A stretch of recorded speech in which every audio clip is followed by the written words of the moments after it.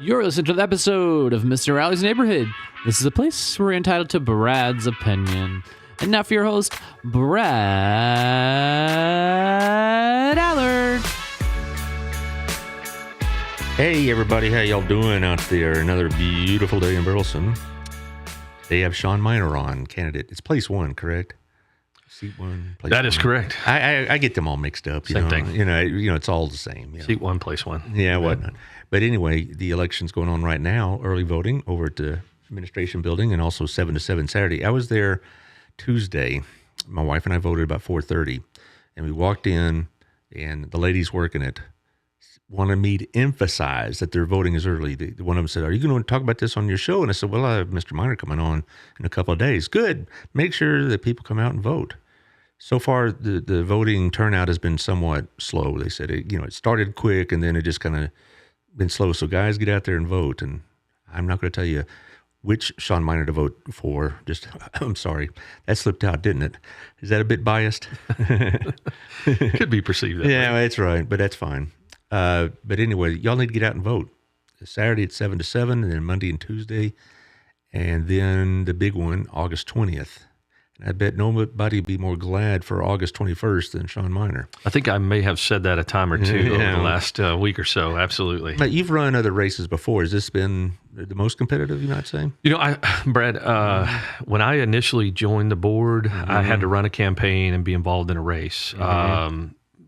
The other times I've been unopposed. So since my initial, effort to get on the board of trustees, this is this is only the second campaign I've had to run, and the first one in a while. Yes, to say the least. Well, and rather than saying that or seeing that as a part of an apathetic voting public, I think a lot of it is things are going well. Why change?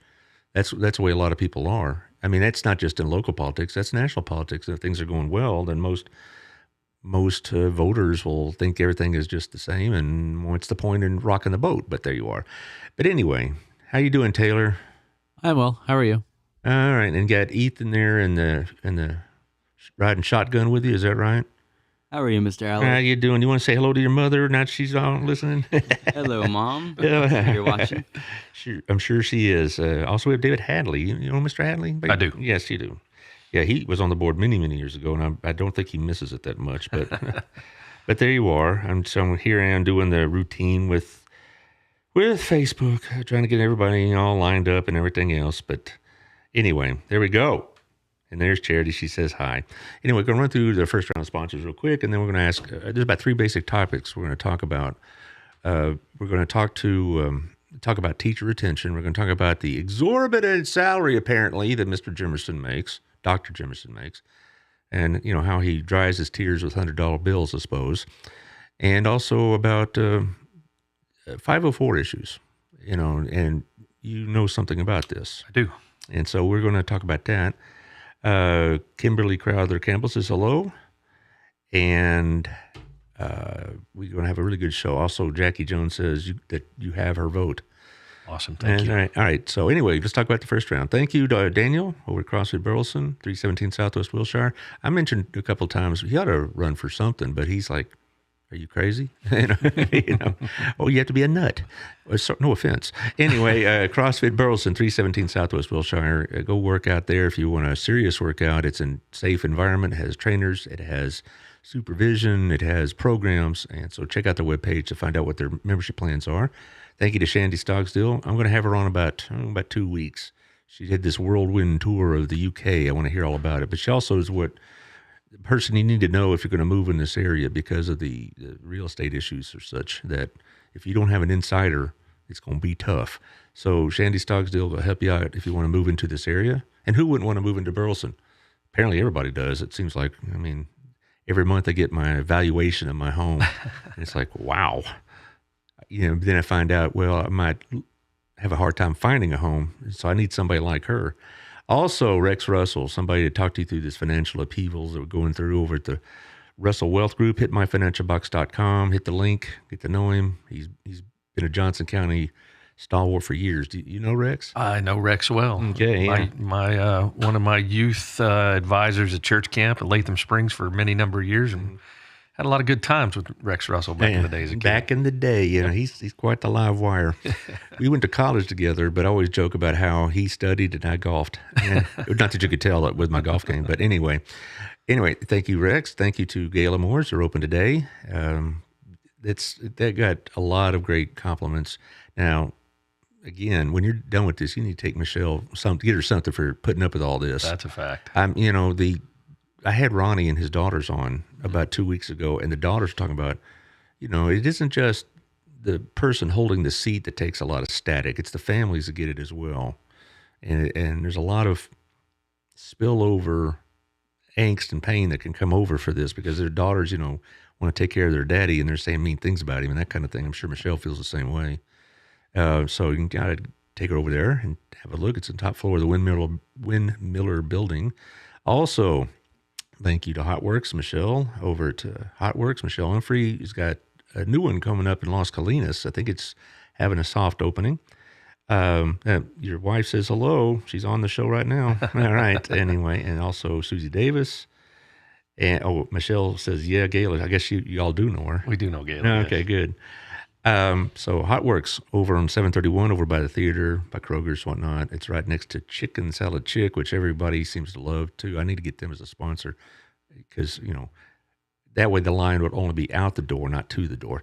But anyway, Hotworks, go for that kind of different kind of workout, infrared workout. Also to, Mandy Harden, Creative Concepts. I think Mandy's older sister may have graduated with Michelle. The Stucks family. When did Michelle graduate? 93. Yeah, I think that's when her older sister graduated. Yeah, Andy graduated in 2004. But anyway, if you want whatever you want, pins, hats, cups, whatever, she's the person to talk to about that. She's over in 1187. She's got a really nice workout facility. She showed us some video clips of it in our networking meeting. And this isn't working out somebody's garage. This is a full-on outfit out there. So if you need some promotional items, she's the one to talk to. Before we jump into all this, I want to show that Our Town video again. And I've been doing it all week because I really, really like it. But also the fact is that it's my rebuttal to people that think that things are going to crap here in Burleson. Things are doing well in Burleson, despite what you might hear from some of the Facebook yahoos. Things are doing well. We have issues, every city, every school district faces. But we're blessed here in Burleson. And I think sometimes we forget that. And you probably see it better than I from your vantage point on the board. So anyway, run the video, if you would, Taylor, and then we'll get on to it.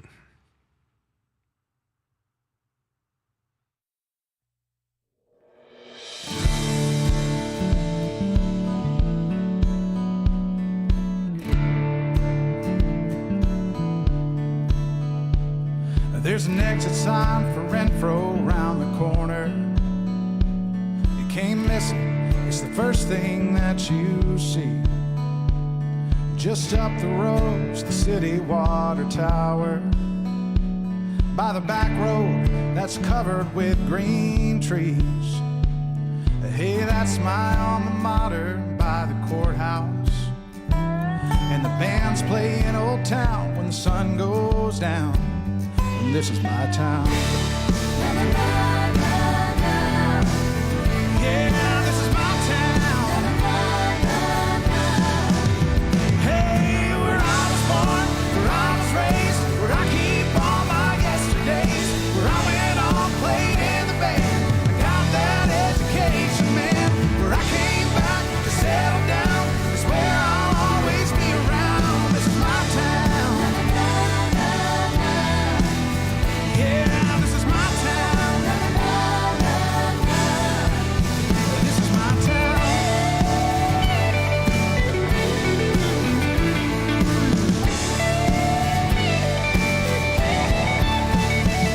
Well, I'm cruising down Wilshire with the windows down. The school's about to start, excitement's in the air. And in the city plaza, families gather round. You can't miss it, 'cause everyone is there. We're off to watch some football at the stadium. And if you want to see, you better leave right now. So stick around, and soon you'll know that this is our town. Yeah, this is my town. Hey, where I was born, where I was raised, where I keep all my yesterdays, where I went on, played in the band. I got that education, man. Where I came back to settle down, is where I'll always be around. This is my town. Hey, this is my town. Yeah, this is my town. Hey, this is my town. This is our town. Not too bad, is it? It's amazing. Yeah. Andrew Dolan, what can you say? Right, You right. know, And you watching that, I mean, being a Burleson born, bred, graduate, et cetera, it must be kind of nice to see that. Yeah, it resonates with me, no doubt about it. And it justifies why we've stayed, why we chose to raise a family here. And I tell you, Monday morning watching that in an arena full of teachers ready to get back to work, it just gave you a whole new sense of pride in this community because it is truly a group effort throughout this community to do what we do. And just that sense of supporting one another and lifting one another up and getting ready to kick off another exciting school year. Just put it all into context. And an amazing job on behalf of our communications department. Outside of Dolan and his band, that was all produced in-house. So amazing job. I think it's one of my favorite ones of all the ones that have been done. Yeah, they've done them every year for convocation, and Dr. Jimerson's been a pretty good sport about these kind of things. I heard he got roasted pretty good at their meeting. He did. Like Monday. Well, he'll get over it. Anyway, Sherry Scott, who is an avid listener, I'm very grateful for. She's a very good-hearted woman. She's the one that does those blessing boxes around town, her and her outfit. She said that you have her vote, and she met your daughter when you put a sign in the yard. She did. Awesome. Yeah. Thank you. Yeah, and Betty Arbor says the same. You know how she got your vote as well. And these are people. That's why I've gotten to know these people really virtually, so to speak. I'm really. I place a lot of stock about whom they support and what kind of people, what kind of candidates draw their votes. And if you're drawing Betty Arbor or Sherry Scott or Kimberly Campbell Crowther, apparently is a friend of yours, says they known you for a while, or all these other people, Jackie Jones, et cetera. I haven't known these people personally, but I've seen what they've posted. And if you're getting their support, that tells me a lot. You know, what kind of campaign you're running, what kind of candidate you are. And that does do a lot. Also, your friend Bill Janish is here. He does get worked up. But anyway, we're going to talk about three things I mentioned: the retention of teachers. Apparently, some people are taking issue with Dr. Jimerson and his salary, and also the 504 programs and other special ed programs. I'll do the commentating, but you just give me the facts if you will. Yeah. Let's talk about teacher retention. Does Burleson ISD have a significant teacher retention problem right now? We do not have a significant teacher problem at the moment. Now, this is a nationwide problem. This is not a Burleson ISD problem. If you pay attention to anything going on, even locally, some of the larger school districts in our area are facing massive gaps in not only retaining teachers, but acquiring new teachers. And there's a lot of reasons behind that, but look, it's a tough job. There's no doubt about it. And, I vouch for that. Yeah, and I think, Brad, you could speak to this, but we go through ebbs and flows. Every year is different. Some years we lose more than others, and there's a lot of factors for that. And quite honestly, teacher retirement is not a bad thing, and a lot of teachers take advantage of that, right? Absolutely. Yeah, and one of the things we've always strived to do in this district is keep a good balance of new teachers and experienced tenured teachers. So at times we're going to hit a season where more teachers are going to retire than others, and at least some gaps. But look, as of Monday night, with school starting next week, we're 98.5% staffed. And I would guess by the time we get there, we're 100% staffed. I would say so. Now, I would also caution the listeners, say, if you hear that this one particular school within the system is having maybe an exodus of teachers. That's more reflective of the school maybe than BISD as a whole. I left BISD in 2016, not because I hated the district or anything goofy like that, but for a couple basic reasons. Like you mentioned, the retirement's not bad, and I got part-time work, and I was able to actually make a little more money. But also, the job itself is just getting harder. It didn't matter what kind of good feelings and whatever else. The mayor and I had this conversation, and he's not a part of the system, so he looks in from the outside, as most people do, and he says, "Wow, are we losing a lot more teachers than normal?" Which is a legitimate question. It's an honest question. But I try to tell him, the reason why teachers leave, yeah, you got some that are disgruntled and they want to take off, but then you also got to deal with the fact that every district around us is competing for teachers, and they'll offer signing bonuses and salaries. I could make $8,000 more in Fort Worth, but I didn't want to have to wear a Kevlar vest to school. Also, you have retirements. One of my best friends, Grant Wittenberg, is retiring, and it wasn't because he hated the school. It's because he was retiring. He's going to go work up in North and be with his grandchildren.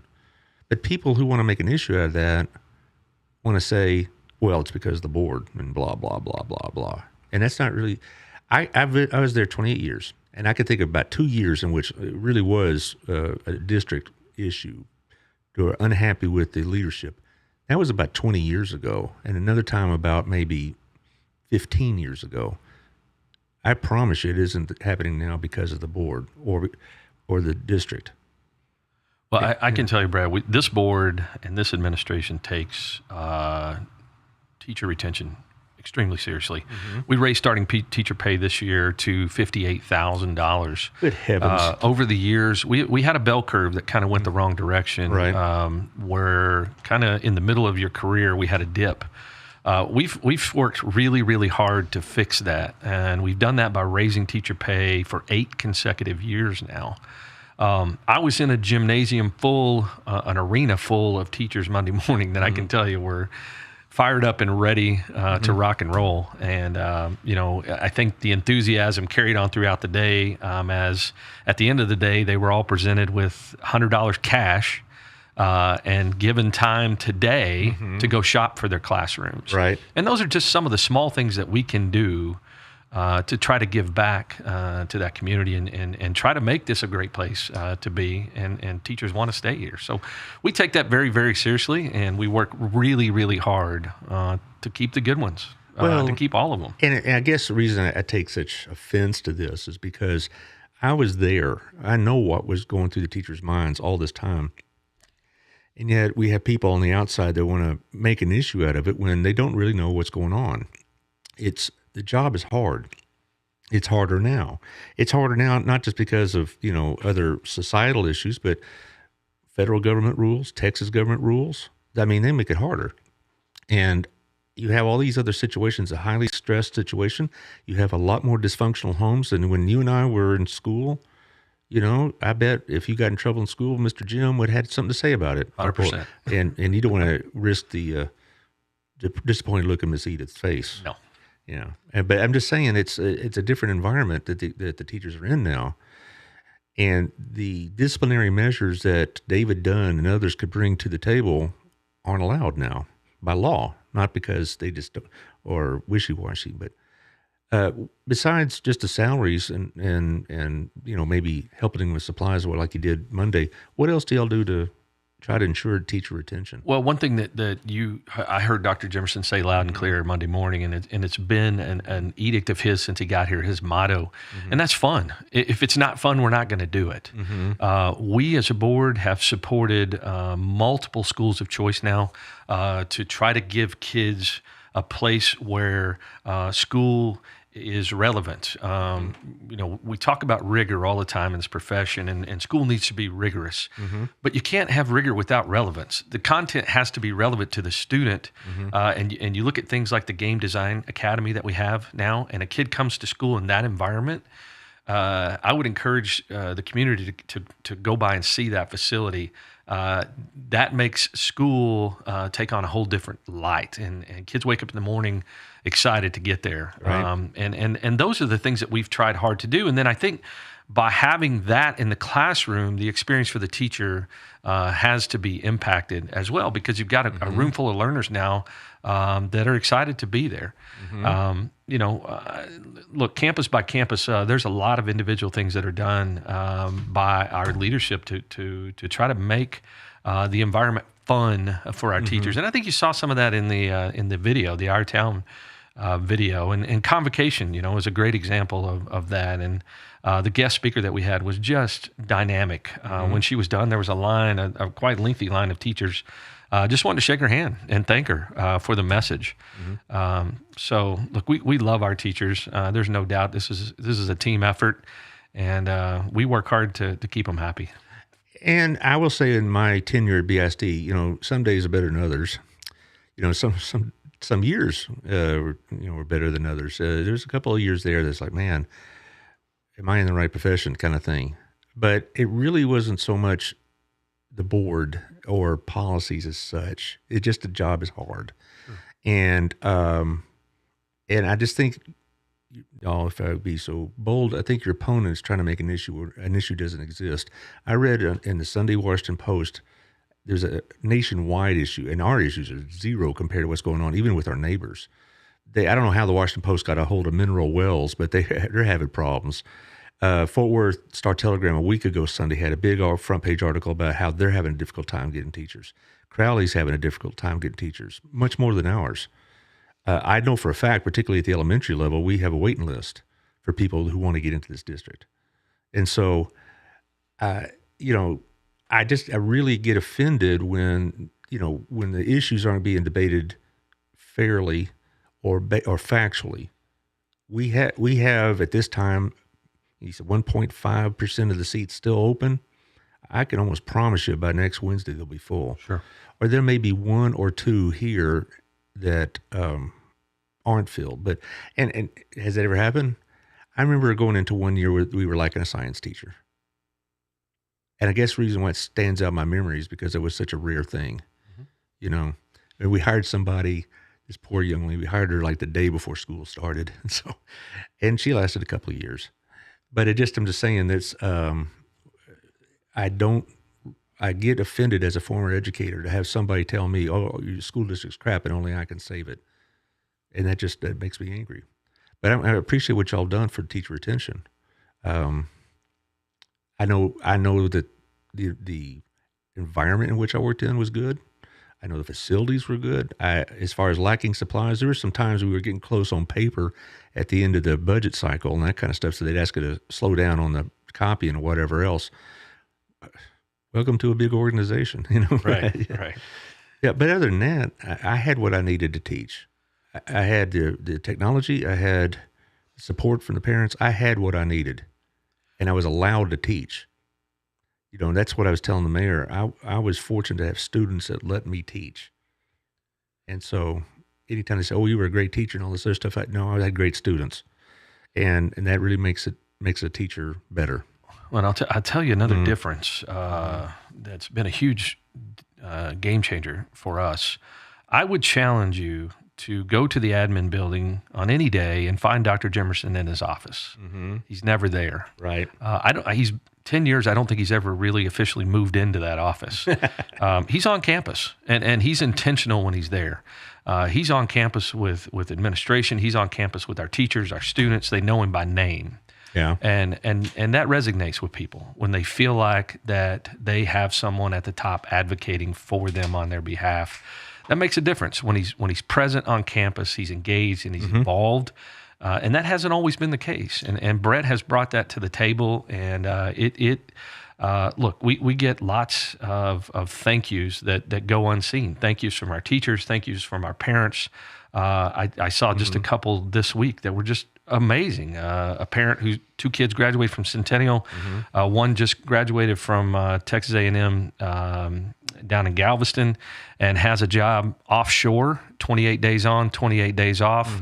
According to Dad, making 3 times the money. The daughter just graduated with honors from Texas Tech and has landed a fantastic job. There's just so many stories out there that relate back to the job that Dr. Jimerson has done by just being out, being visible, and supporting our teachers, our students, and our staff. Oh yeah, a couple of times. I served 2 years under his administration, and a couple of times I'd be doing my thing and look over in the window and there's, hey, that's Dr. Jimerson over there. You know, what did I do? Did I do something wrong? No, he just checking on what's going on, and he'd come by and say, hey, and we'd visit, and all this other business, and just say, you know, how's it going? What do you need? I mean, that happened. I saw it.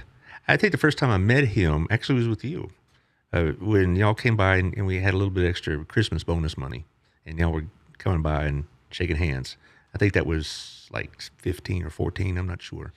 But the point is, there's been an issue also brought up by your opponent about how much money he makes, about his salary is exorbitant, and he has a car allowance. I'll let you respond to how much you think we're paying Dr. Jimerson, and is he worth the money or not? Yeah, so a few things on this topic. When we went out to search for a superintendent, the community said, we want someone who's going to be here, invest in the community, and invest in our kids. The 2 superintendents prior to that, one of them had an apartment here, but they didn't live here. Right. That's never been an issue with Dr. Jimerson. And I'll tell you, we went out and have found exactly that. And through that interview process, I will tell you, there's some fair to partly cloudy superintendent candidates out there. And no doubt we had the best candidate right in front of us. I think Brett has proved that he and his family are invested in the community. It's hard to go somewhere with him, to be honest with you, because, and that's intentional on his part. Like going with the rock star or something? He just loves knowing people. He loves knowing people by name. He loves shaking their hand. He's intentional with our community. He's intentional with our business owners, our students, our staff. But look, if you look at relative size districts, comparable size districts, Brett's not at the top. And he has no intention or no need or no desire to be at the top. He loves it here. He wants to be here. What we're paying him is fair. It's average to above average, given the size of the district that we are. And I will tell you, initially, there was no car allowance built into Dr. Jimerson's package. But once he demonstrated that he would get in the car and go wherever our kids are, he's driven to all 4 corners of the state to watch our kids compete in everything from athletics to fine arts and all points in between. He doesn't miss much of anything, if anything. Right. We felt that it was reasonable to give him an allowance to support him doing that. He's taking his personal vehicle when he does it. And like I said, I would challenge you to find that man in the admin building in his office because he is out and chasing our kids wherever they are, competing and doing their thing. Right. He lives here. He goes to church here. His kids go to school here. I don't know how old his children are now. I know they were small when I first met him.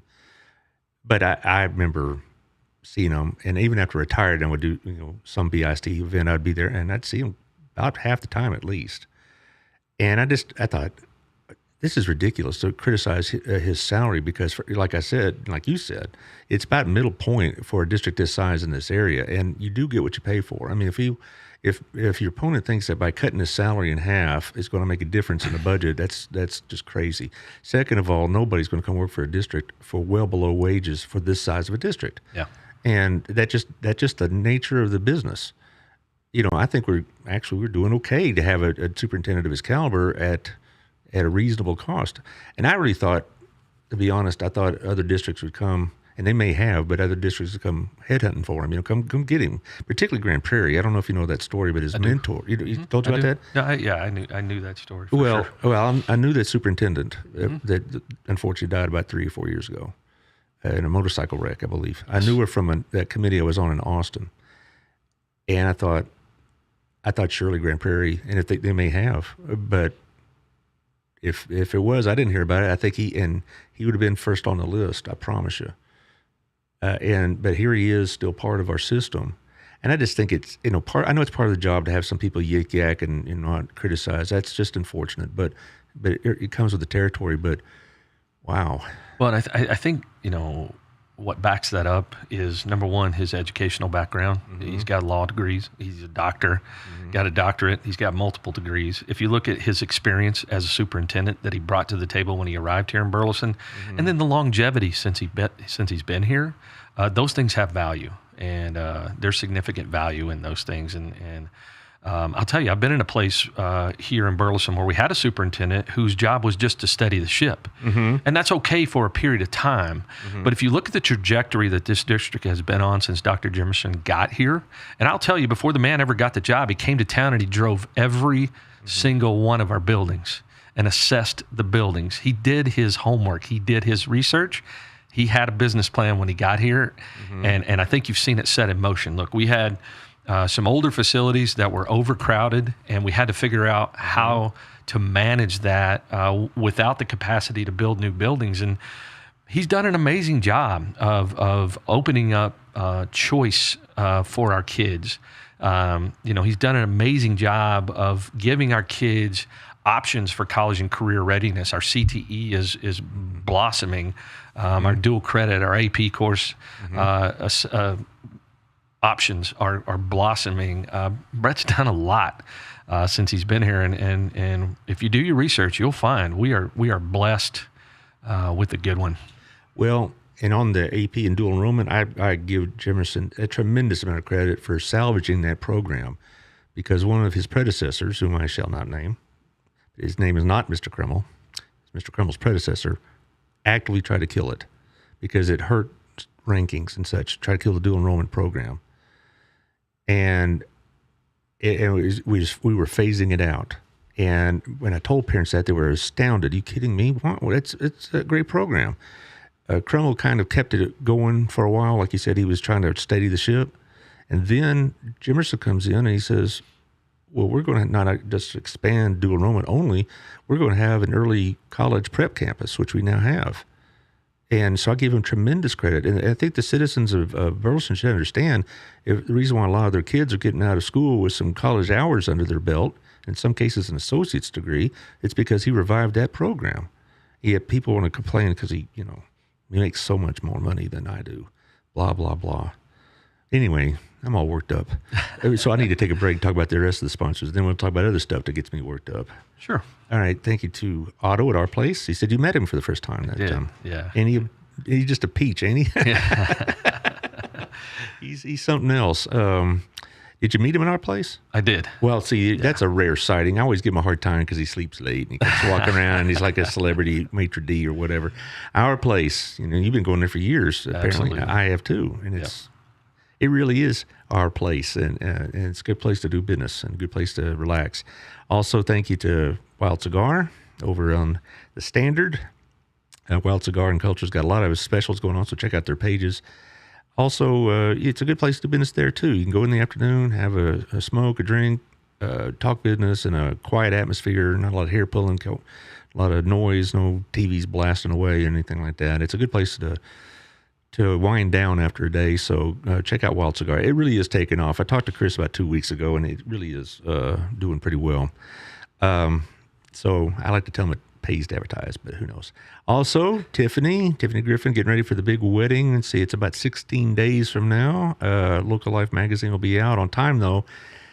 She's pretty busy this month of August. Normally I have her on during the month, but besides her wedding and the magazine and her daughter going off to college, she just had a full plate. So we're going to talk in September. But Local Life magazine is out, also locallifetx.com. It's a great place to advertise. It goes to 30,000 homes and over 110,000 people. So give it some serious thought if you want to make your place in this community. Okay, another thing we should talk about is the provision of special services to children. You know more about this than I do. Now, I know that when I was a teacher, we dang better pay attention to IEPs and the needs of the students when they had 504 or other types of accommodations. If we didn't, we're going to be in a world of hurt in so many different ways. And you know better than I about what it's like to deal with 504 issues? I'll let you talk about that. Yeah, absolutely. My wife and I learned this early with two of our kiddos. We were able to identify fairly early on, based on our own observance at home and feedback from the classroom, that our kids were struggling to get to grade level in a few areas. So we started down the path of trying to identify what was going on exactly. And look, that's a scary road as a parent for a lot of reasons. One of the things that we learned, and this is true with all kids, learning disabilities are not an indicator of intelligence. Exactly. Right? 100% agree. Not an indicator of intelligence. So you start through that path of as much as you don't want a label, the system requires you to have a label to get in, to gain entry. So we had to start with the doctors and assessing, the learning capabilities. And look, both of them ended up with dysgraphia. They go in as OHI into the 504. OHI. Yeah, other health impairment. Okay. So there's, dyslexia, ADHD. There's a lot of things that can get you into 504, but just navigating those waters, which were all external to the school district, by the way, that was just trying to get the documentation needed to get your kid in the program. One of the things you learn early on in that process, you are the advocate for your kid. Absolutely. You are the advocate for your kid. So we were able to navigate those waters, get the documentation for the district, get the kids into 504, and then we went down the path of IDPs and ARD meetings and all the things that the modifications that we needed to help our kids be successful. And at the end of that road, we said, my wife and I, we need the ability to help others navigate that path. How do we do that? And the decision was, I'm going to run for a seat on the school board and see if I can't use that platform to help others advocate for their kids and help navigate those waters. Now, I'll tell you, once we got in to the 504 from about second, third grade, all the way through their senior year, our district was a great place to be. Every counselor that we worked with, every teacher that was part of some sort of a modification in an IDP, made sure that our kids had what they needed. And look, we can't get into the whole range of things that are available in those plans, but in those individual plans. But I can tell you, they are things that will help your kids thrive and succeed. That's the whole reason that I'm in this seat today, and I have done quite a bit of advocating over the last 12 years with families and parents in similar situations to help navigate those waters, because it's scary and it's hard. But at the end of the day, all three of my kids were successful. Were able to graduate high school and go on and have one of them college ready, two of them career ready. And they're out in society as functioning adults. So it does happen. Well, and people move here for this program. When I first joined BISD in 1988, I was teaching junior high at the time. We had special ed programs. I didn't really appreciate just how good our program was, because I thought every school district had a program of this caliber. Found out that's not the case very quickly, that ours was much better. And then when I went to the high school 2 years later, people were coming into the district, other teachers, other administrators, are saying how we did our TAG program, how we did our special ed program, our 504 programs. And, they were taking notes from us. And then when we went to the AP program a couple of years after that, same thing. They were coming, how did you transition? How do you do this? How do you differentiate for that? Blah, blah, blah. They came to us as a role model. A lot of these districts around here patterned their special ed programs and their AP programs and dual enrollment programs on Burleson. And you may remember Ann Brock, right? Yep. Whom we named the school after. She was a statewide legend in the TAG program. And people would come and ask her to speak at their schools. And she worked for us. And so this idea that we're a dysfunctional system is rubbish. Parents intentionally move into this district for various reasons, certainly, but special ed is a big one. Also, they move in because they like our athletic programs. They move in because we like our differentiated schools, the choice programs. They like STEAM Academy, early college prep, all the stuff you got at BHS and Centennial for a career. They move in for that because their own districts don't provide that. And I guess that's why I'm a little bit exercised when we get somebody gets on another platform and complains about our school system. I mean, does it make perfect sense all the time? No. I mean, there were decisions that Jimerson made or my principal made that said, geez, I wish he'd have chose some other option. That's just the nature of working for somebody. And I just think this grievance campaign that's being waged is destructive to what we're trying to do here as a school system. You know, again, it's not perfect, but we strive for perfection. And I don't think the campaign that's being waged against you has any intention for that. It is vindication. And that's my personal comment. You don't have to weigh in on that because you're running a campaign, but I can do it because I'm a loudmouth podcaster. But it just drives me crazy to see the motivation behind your opponent's campaign, and it has not to do with them. You know, I see these signs about taking care of children and the taxpayers, and like, that's just no, I'm not buying it. But anyway, sorry, I digressed. I don't know why I had to get that out of my chest. But anyway, when it comes down to 504, as a parent, though, it takes a lot of your attention as well as a parent. It isn't something, well, my kid's got this, now I'll move about my business. Every special ed parent I dealt with is very in tune with what their child is supposed to be getting. Mm-hmm. Every special ed parent I know isn't there to make friends when they come to an ARD, as we call it, the assessments meeting. I remember being on a couple of committees for BISD who did that with special ed. I'd rather have dealt with the Taliban because special ed parents ain't there to take no for an answer. And so I can imagine you and Michelle probably in that category sometimes, particularly mamas. And you have to be, because you experience the struggle at home. And look, these kids, when they're in the classroom, there's a lot of reasons why they won't ask for help. They're too embarrassed to do it. They're not comfortable doing it. So what they do is they try to do other things to fill their time. Mm-hmm.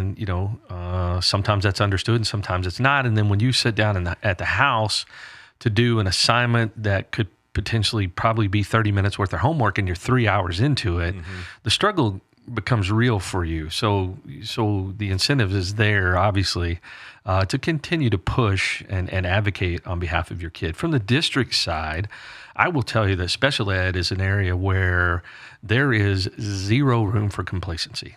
It is constantly being monitored, constantly being evaluated, constantly looking for better ways to do it because there is zero room for complacency in that area of education.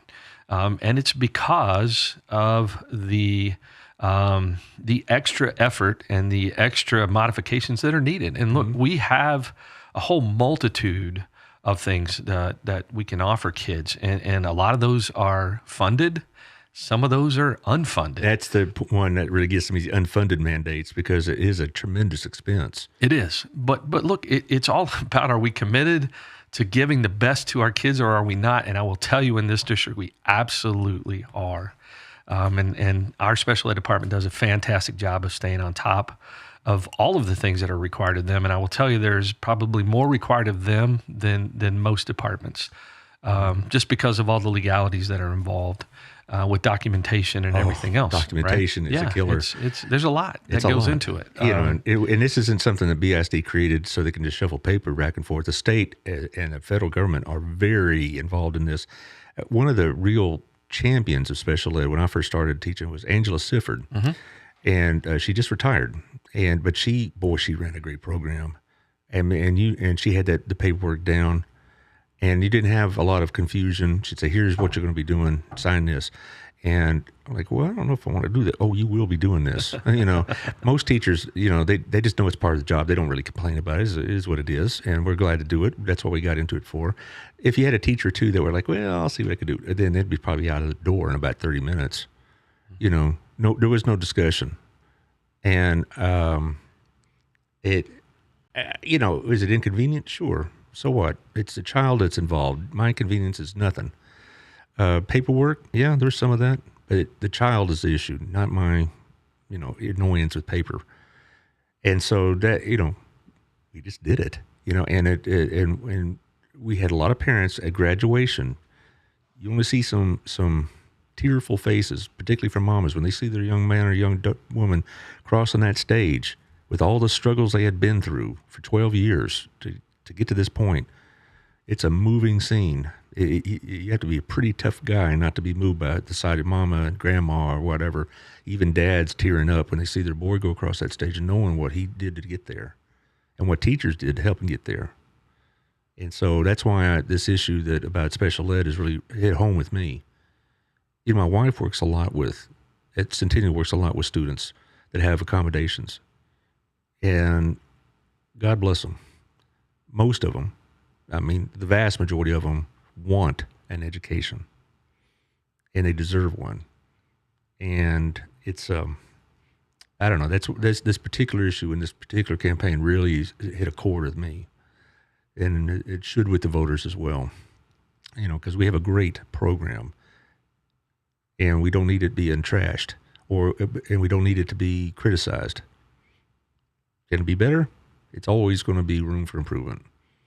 But I really honestly believe BISD goes way out of its way to get to that point where we can improve it. We're doing it as best as we can. So anyway, that's just my 2 cents on that one too. I've been taking too much of your time here, I'm afraid, but that's okay. I've been seeing what's going on. I guess the one thing I would ask you about, when you receive questions, whenever from like email, or whatever else, do you I assume you try to respond to them as best you can, given your time constraints? Yeah, 100%, man. Mm-hmm. And, look, I'm not going to lie. I use an AOL email address because I'm an old man, but it works. I promise you it works. And I get the email, and there is a lot going on right now, so I'm getting to emails as best as I possibly can. But absolutely, I reply to every single one of them. And if it's sent to the entire board or to the group, we absolutely ensure that it gets to someone that can respond on our behalf. So absolutely nothing that comes our way sits. If I'm made aware of something that was sent my way and I didn't get it, I absolutely make every effort to ensure that I'm able to bridge communication with whoever it is that's trying to reach out to me. That's what we're here for at the end of the day, Brad. That's why we do what we do. I said it the last time I was on your show. I sit through those meetings on Monday nights so that the people that I'm there to represent don't have to, so that they can trust me to be a voice on their behalf. And so I certainly am not going to turn away from an opportunity to do that. And it doesn't mean that we have to agree. One of the things that I've learned to appreciate in this role is passion. People are passionate. We're talking about kids. We're talking about your kids. And there's not many things in this world that people get more passionate about. And I appreciate that. And it doesn't mean we have to always agree.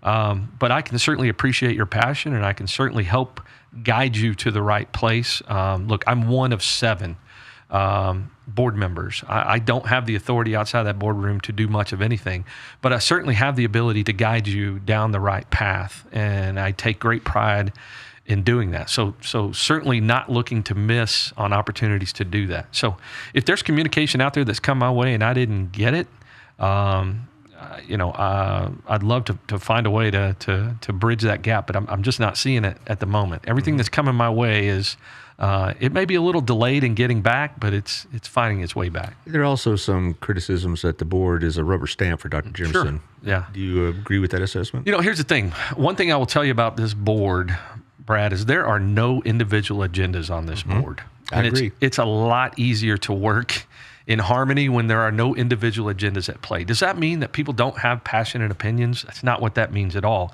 And I'll use our recent conversation on safety and security plans. That was a lengthy process, and it's going to be a lengthy process, but I can assure you that every board member provided feedback to administration on that plan from its inception. Every board member shaped the initiative throughout the development of that plan, and there was a lot of conversation back and forth and a lot of passion, because that's worthy of passion. So when you show up to a board meeting and we take a vote on that, and it appears to you that it's a rubber stamped issue, there is in that moment there is no need for grandstanding, maybe is a word, talking just to be heard, right? Because all the passion has been poured into that. So a lot of times as a community, what you see when the vote is taken is the end result of a lot of committees and a lot of hours and a lot of passionate conversations. Right. But again, look, we're a team of 8.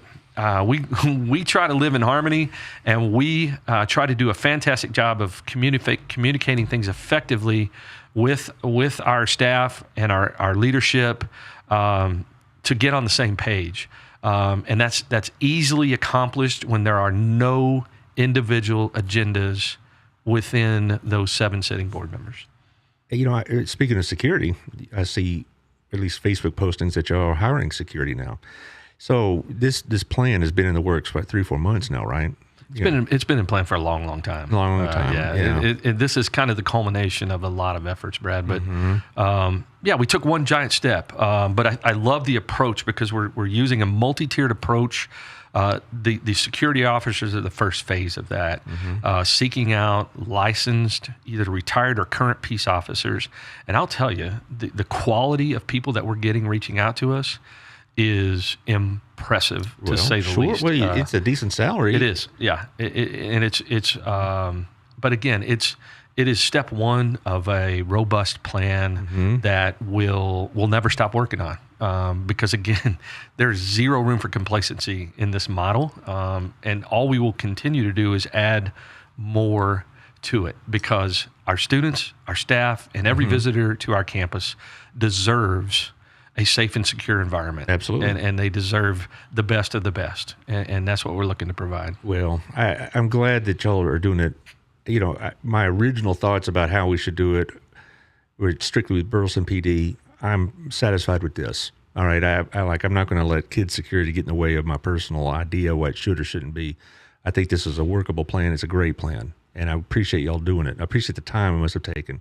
And I know there's a lot of outside noise about it, but I think you're doing a great job on this. And people who said, well, I'd rather do this or that and the other, I think we need to remember what we're here for with the kids. And I trust that this plan y'all came up with is going to work, and it'll do the best you can to ensure security for our kids. And I appreciate that very much. And I appreciate a lot of things y'all have done actually over the years. People, I'll speak for myself. I'm not one of these guys who say, well, I voted for you, therefore you owe me your vote every time it comes up. I voted for your judgment and my trust in you. I'm not voting for you or anybody else because I expect you to vote the way I think you should. I voted for you for competence, for trust, integrity, things of that nature. And I don't know if everybody has that same idea about public service. Well, this is a seat, and we talked about this the last time I was on with COVID. In this seat, if you try to do what's going to make everybody happy, you're going to fail. You have to remain focused on what is best for the greater good, and that's our kids, our staff, our administration, and our community.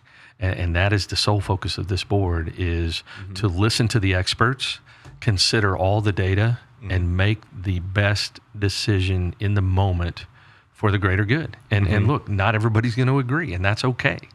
But that's the guiding light that I try to use as a board member sitting in this seat, is to always consider the greater good and what's best for our kids. And there have been times that you probably, at least in that conference room, you better outvoted, right? Absolutely.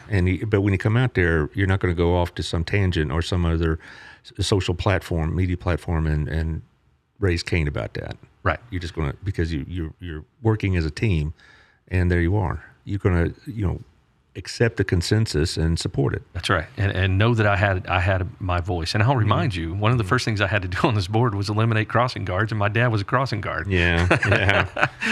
So, look, did he talk to you after that? Yeah, a little bit. But, we're all passionate about our beliefs, and we all come from different backgrounds.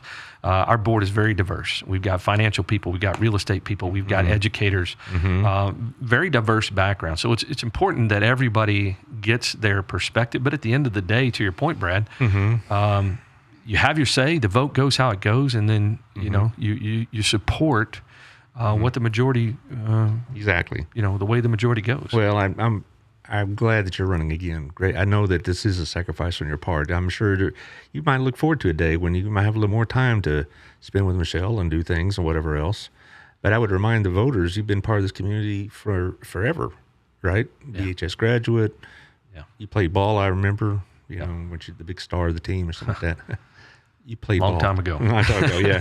Yeah, and you've been part of this community ever since. And your mother, Edith in particular, is an icon at First Baptist. I mean, they're going to name a statue after her, something like that. But so, this is the kind of people who have invested in this community and have been there for this community. And I would remind the voters, the quality, not just the quality of candidate we have here, but also the time and the experience and the background that you're bringing to this election.